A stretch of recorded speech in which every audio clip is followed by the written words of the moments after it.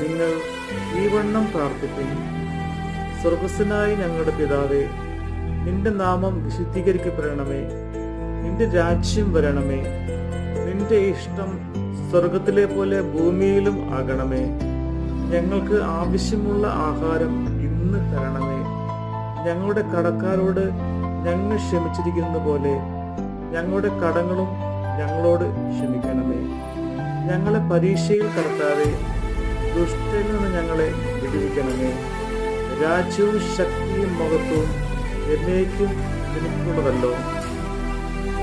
നിങ്ങൾ മനുഷ്യരോട് അവരുടെ പിഴകളെ ക്ഷമിച്ചാൽ സ്വർഗസ്ഥനായ നിങ്ങളുടെ പിതാവ് നിങ്ങളോട് ക്ഷമിക്കും. നിങ്ങൾ മനുഷ്യരോട് പിഴകളെ ക്ഷമിക്കാഞ്ഞാലോ നിങ്ങളുടെ പിതാവ് നിങ്ങളുടെ പിഴകളെയും ക്ഷമിക്കുകയില്ല. കർത്താവിൻ്റെ വചനമാണ് നമ്മൾ കേട്ടത്.